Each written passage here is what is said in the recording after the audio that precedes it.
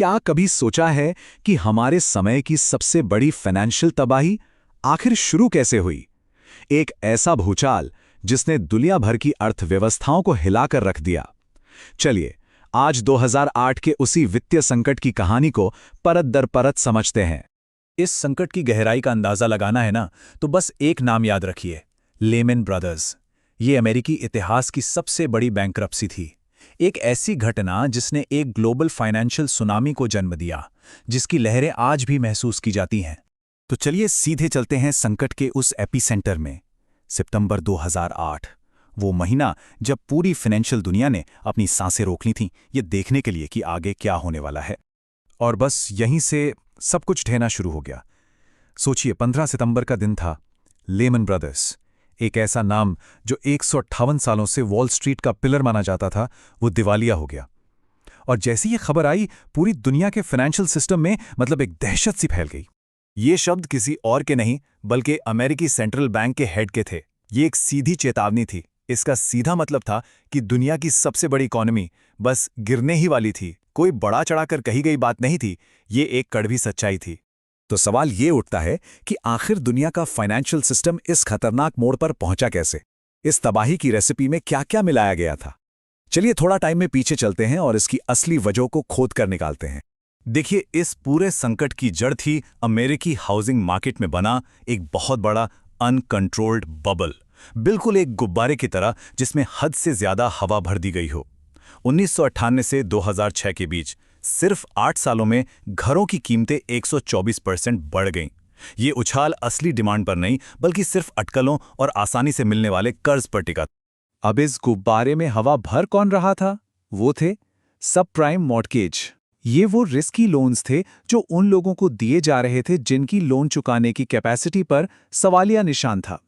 बैंकों को लगा कि घरों की कीमतें तो हमेशा ऊपर ही जाती हैं, तो रिस्क कैसा? पर वो बहुत बड़ी गलती कर रहे थे। और ये रिस्क सिर्फ एक बैंक तक नहीं रुका।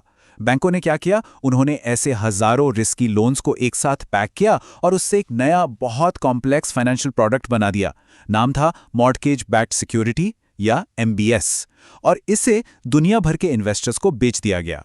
तो ये MBS समझिए एक फाइनेंशियल खिचड़ी जैसा था। इसकी कीमत इस बात पर निर्भर थी कि अमेरिकी घर के मालिक अपनी EMI चुका रहे हैं या नहीं, और इसने दुनिया भर के पैसे को सीधे सीधे अमेरिकी हाउसिंग मार्केट के रिस्क से जोड़ दिया। लेकिन रुके, कहानी में और भी किरदार थे।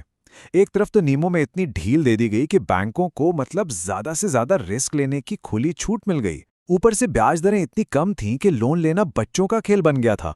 हालत ये हो गई थी कि निंजा लोन्स बांटे जा रहे थे, मतलब no income, no job, no assets. जिसके पास कुछ नहीं है उसे भी लोन मिल रहा था। और शायद सबसे बड़ी गड़बड़ी, जिन एजेंसियों का काम था ये बताना कि कौन सा इन्वेस्टमेंट सेफ है और कौन सा नहीं, उन्होंने इन जहरीले प्रोडक्ट्स पर AAA रेटिंग का स्टैंप लगा दिया, मतलब सुपर सेफ बता दिया। अब जब सारी तैयारी हो चुकी है तो वापस चलते हैं 2008 के उस भयानक दौर में।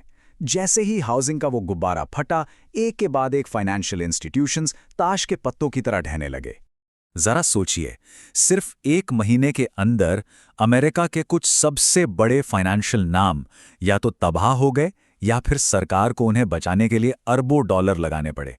ये एक पूरा का पूरा फाइनेंशियल मेल्ट डाउन था जो हमारी आंखों के सामने हो रहा था। और इसका सबसे खतरनाक असर हुआ क्रेडिट मार्केट्स पर। जो पैसा इकोनॉमी की लाइफलाइन होता है ना, उसका फ्लो अचानक रुक गया। बैंकों को यह पता ही नहीं था कि किसके पास कितने खराब कर्ज हैं, इसलिए सबने एक दूसरे पे भरोसा करना ही बंद कर दिया, उधार देना बंद कर दिया। इस पूरे सिस्टम को ढहने से बचाने के लिए अमेरिकी सरकार को $700 अरब के एक बहुत बड़े बेलआउट पैकेज को मंजूरी देनी पड़ी। इसका मकसद था बैंकों से उन्हीं जहरीली संपत्तियों को खरीदना जिनकी वजह से सारा संकट पैदा हुआ था। लेकिन जो वॉल स्ट्रीट पर हुआ वो सिर्फ वहीं तक सीमित नहीं रहा। इसकी लहरों ने दुनिया भर में आम लोगों की जिंदगी को पूरी तरह से तहस नहस कर दिया। ये सिर्फ नंबरों का खेल नहीं था, ये लोगों की जिंदगी का सवाल था। इसका सबसे बड़ा असर पड़ा नौकरियों पर। सोचकर देखिए, 87 लाख लोगों ने अपनी नौकरियां खो दी, मतलब लाखों परिवार रातों रात मुश्किल में आ गए। बेरोजगारी दर सिर्फ 2 साल में ही दोगुनी हो गई।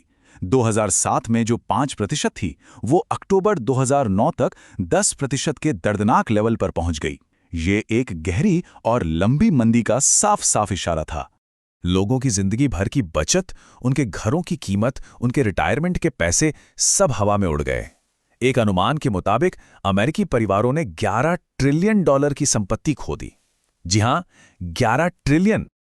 और शेयर बाजार का तो हाल ही मत पूछिए। अक्टूबर 2007 में अपनी ऊंचाई से डाउ जोन्स इंडेक्स मार्च 2009 तक आते आते आधे से भी ज्यादा गिर गया।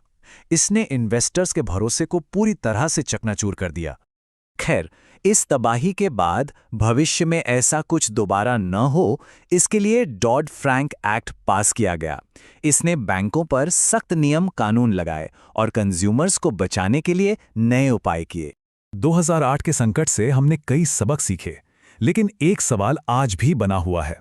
क्या हमारा फाइनेंशियल सिस्टम आज वाकई में सुरक्षित है, या फिर इतिहास बस खुद को दोहराने के लिए सही मौके का इंतजार कर रहा है?